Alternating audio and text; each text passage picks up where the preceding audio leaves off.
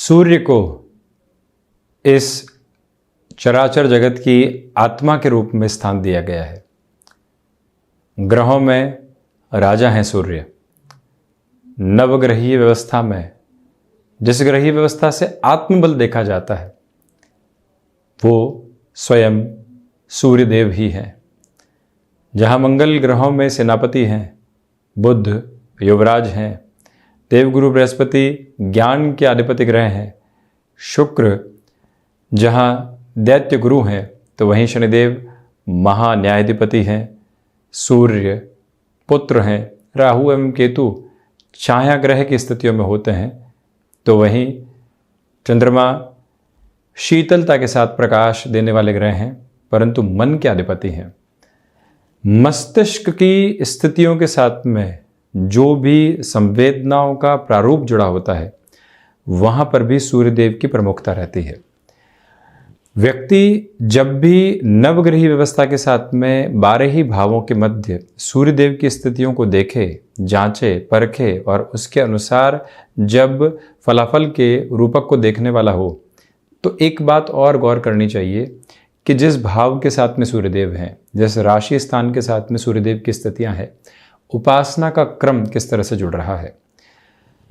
न जाने कितनी बार हमने इस बात को सुना है कि अंधियारा छटता है और प्रकाश लगातार अपने वेग के साथ में होता है। इसका अर्थ क्या है? निराशा से आशा की ओर आता हुआ जीवन और उसी आशा के प्रतिबिंब के रूप में, कर्म के प्रस्तावक के रूप में सूर्यदेव को हमेशा देखा गया है।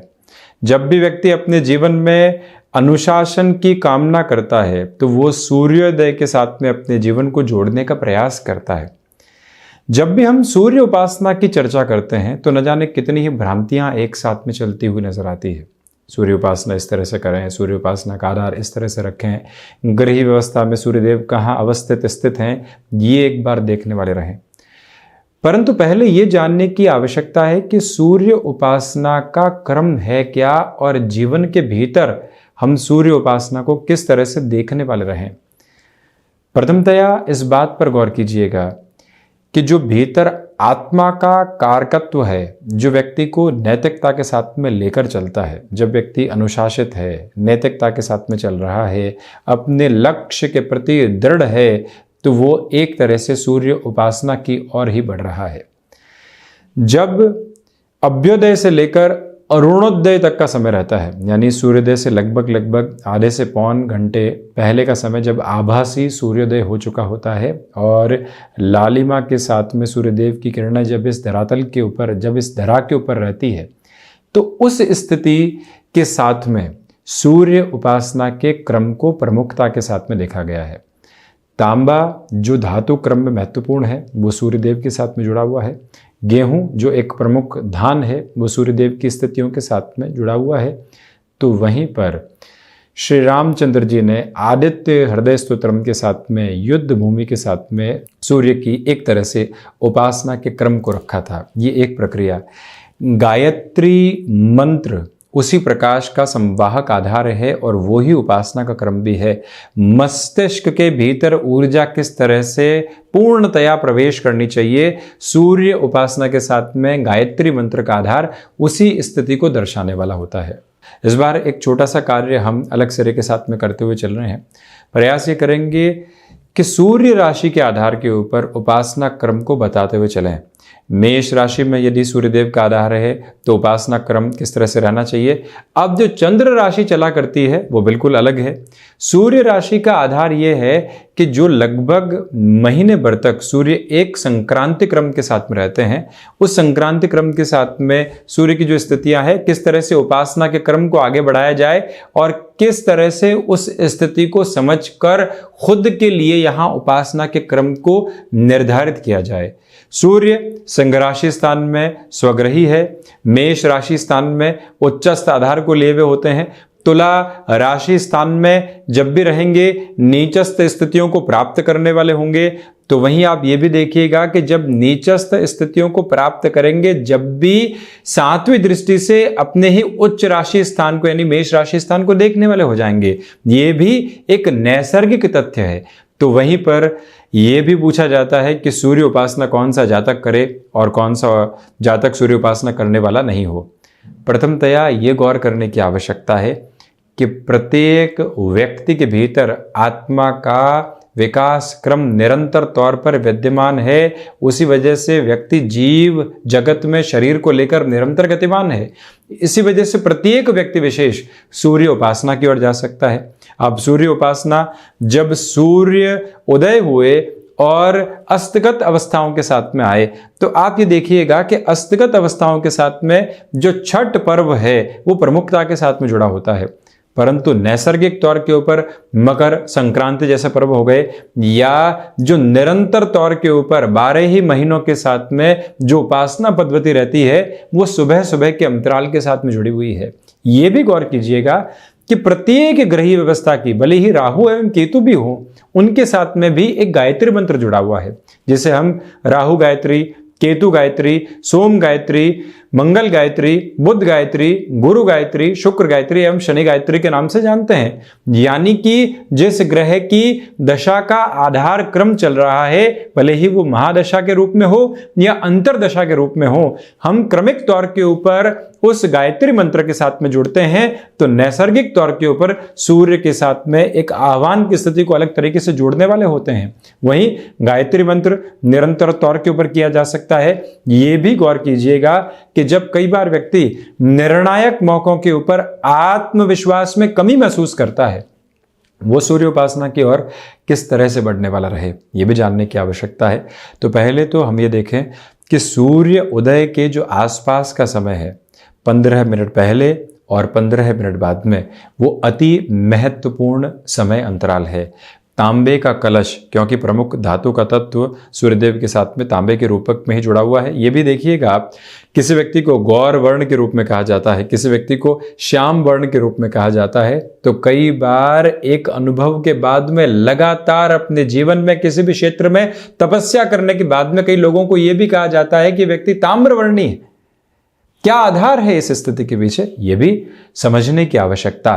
तो वहीं पर तांबे का कलश, अक्षत जो एक तरह से चावल का पूरा स्वरूप है, मौली एक तरह से जो लाल धागा, कुछ जगहों के साथ में कलावा भी उसे कहा जाता है, ये एक प्रक्रिया हो गई।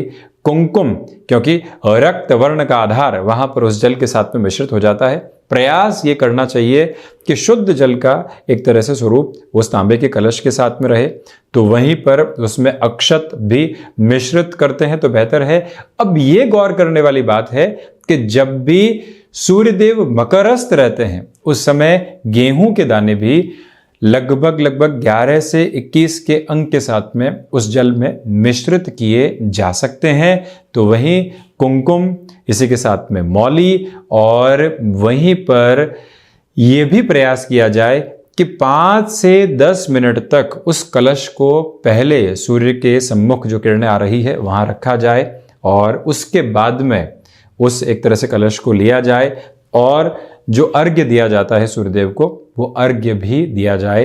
ओम घृणी सूर्याय नमः, ये एक प्रमुख मंत्र है जो हमने सुना भी है अमूमन तौर के ऊपर, और इस उपासना के साथ में चल सकते हैं। गायत्री मंत्र का जो आधार है, एक बार जब सूर्यदेव को अर्घ्य दे दिया और हो सके वहीं अगर आसन बिछाकर लगभग 11 से 21 बार या एक माला हम गायत्री मंत्र का जाप कर पाएं, तो मस्तिष्क के भीतर जो आध्यात्मिक और कर्म करने की जो ऊर्जा है वो लगातार आ पाती है। वहां संभव नहीं है तो जो ईश स्थान है, सूर्यदेव को अर्घ्य दे देने के बाद में वहां आकर भी इस क्रम को पूर्ण किया जा सकता है। कोई भी कमजोर ग्रह की दशा का आधार अभी चल रहा है और नैसर्गिक तौर के ऊपर हम भीतर एक बल को महसूस नहीं कर पा रहे हैं। लोग आते हैं, इन्फ्लुएंस करते हैं, डिस्टर्बेंसेस को देकर चले जाते हैं और हम कुछ भी नहीं कर पाते। ऐसी अवस्था के साथ में भी व्यक्ति स्वयं को यहां उस ग्रह के गायत्री मंत्र के साथ में जोड़ने वाला हो सकता है। व्यक्ति जिस भी कर्म क्षेत्र के साथ में है वो उसका धर्म भी है और निरंतर उसके साथ में वो चल भी रहा है।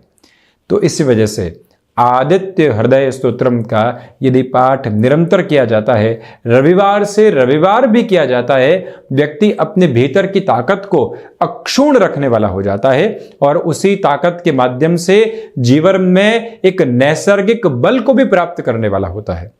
वहीं पर आप ये भी देखिएगा, कई बार प्रश्न ये उठता है कि यात्राओं की तरफ हैं तो सूर्य उपासना किस तरह से की जाए। हम किसी ऐसी जगह रह रहे हैं जहां सूर्यदेव पूर्णतया अपने प्रकाश क्रम को प्रतिबिंबित करने वाले होते ही नहीं हैं। जब वर्षा ऋतु हो तो क्या किया जाए?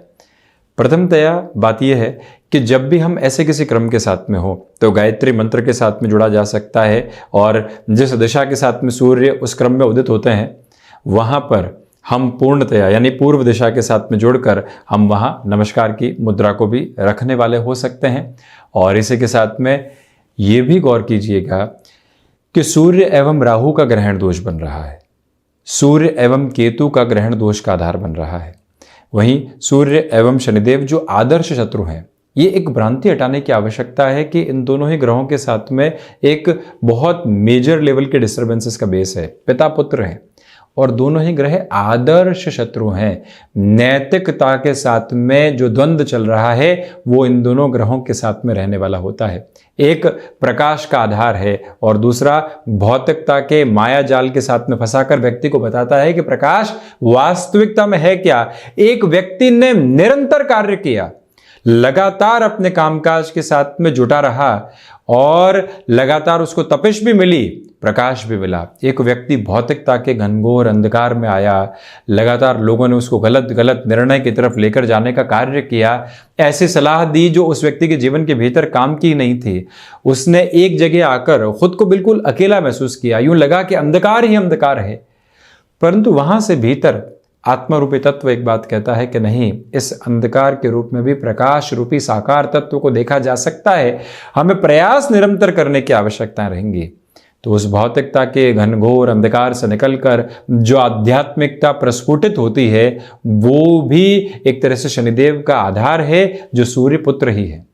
वहीं आप ये भी देखिएगा कि जब भी नवम भावस्थ सूर्य होते हैं, ये कहा जाता है कि व्यक्ति के भीतर दर्शन की एक अलग कामना है, उसकी अपनी फिलॉसफी है। कुछ लोग जॉब के अंदर आते हैं, कहा जाता है कि व्यक्ति अपनी फिलॉसफी लेकर आया है। इसके पीछे वजह क्या है? क्योंकि उसने लगातार अपने भीतर के मंथन को जन्म दिया है। तो वहीं पर कई बार कहा जाता है कि व्यक्ति चंद्रमा प्रधानक आधार के साथ में चल रहा है, किसी की भी बात से इन्फ्लुएंस हो जाता है। क्या किया जाए इस व्यक्ति का? ये भी अवस्था निकल कर आती है। तो इसी वजह से सूर्य उपासना का क्रम व्यक्ति को अनुशासन के साथ में जोड़ता है, डिस्ट्रैक्शन की अप्रोच नहीं लेकर आने देता। जो भीतर का तेज है वो निरंतर बढ़ने वाला होता है। भ्रूमध्य भाग का जो आधार है, कई लोग यहां बिंदु क्रम के साथ में एक अलग तेज महसूस करते हैं जो निरंतर किसी न किसी मंत्र की श्रेणी के साथ में चलने वाले होते हैं। वो बिंदु का क्रम आखिरकार है क्या? आध्यात्मिक चेतना का प्रवेश द्वार उसे कहा जाता है, और वहीं से व्यक्ति अपने जीवन में चित्त के साकार स्वरूप को भी देखने वाला होता है। इसी वजह से हम किसी भी कार्य के साथ में जब भी उलझे हुए महसूस करें, कोई रास्ता नहीं मिल पाए, गायत्री मंत्र वहां प्रमुख आधार है और सूर्य उपासना वहां उससे भी महत्वपूर्ण आधार के साथ में लगातार चलता हुआ प्रतीत होता है। शत्रु पक्ष हावी हो तो आदित्य हृदय के साथ में निरंतर जुड़ते चले जाएं।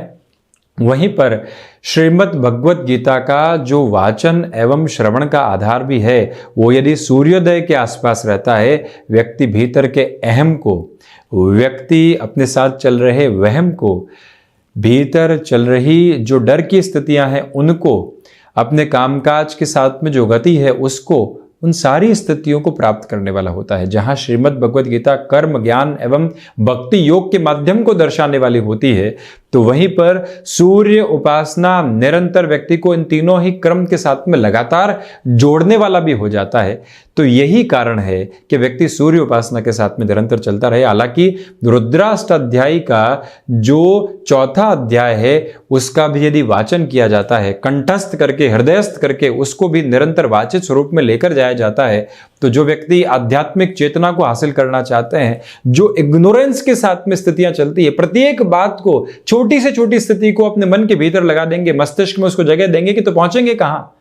वहां पर रुद्राष्टाध्यायी का चौथा अध्याय है, वो व्यक्ति को स्थिरता देने वाला हो जाता है। ये एक महत्वपूर्ण क्रम है जिसके साथ जीवन जुड़ने वाला हो सकता है।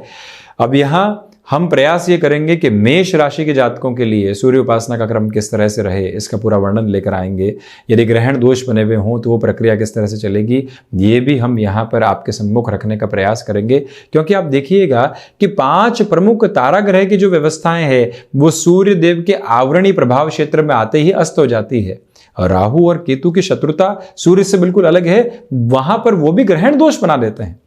परंतु केतु की जो स्थितियां सूर्य के साथ में है वो समगत आधार को लेकर चलती है, क्योंकि केतु मोक्ष कारक स्थितियों को निर्मित करते हैं। इसी के साथ में गेहूं के दान की, तांबे के पात्र की प्रमुखता, वहीं पर जो भी महानुभाव सिंह राशि के साथ में होते हैं, भले ही चंद्रमा के आधार के साथ में हो या सूर्य कालिक आधार के साथ में भी, यानी सूर्य राशि भी यदि सिंह है, यानी अगस्त और सितंबर के महीने में, यानी अगस्त का जो दूसरा पखवाड़ा है और सितंबर का पहला पखवाड़ा है, वहां सूर्यदेव सिंह राशि के साथ में रहते हैं। तो जो पूजा स्थान है वहां सोने के आदित्य बनवाकर यदि लगाए जाते हैं और सूर्य उपासना की जाती है तो अति विशिष्ट फल मिलने वाले होते हैं और पूरे ही घर के लिए ये उपाय महत्वपूर्ण क्रम के साथ में चलता है। तो यहाँ ये गौर किया जाना आवश्यक है कि जो सूर्योदय के साथ में ये प्रक्रिया सूर्य उपासना की जुड़ी हुई है वो व्यक्ति के तेज में वृद्धि करने वाली हो जाती है। चेहरे के ऊपर शालीनता है परंतु एक आत्मविश्वास भी है, चेहरे के ऊपर मुस्कुराहट है परंतु भाव के साथ में बिल्कुल फ्लेक्सिबिलिटी नहीं है। यह आधार सूर्य उपासना के साथ लगातार जीवन के भीतर आने वाला होता है।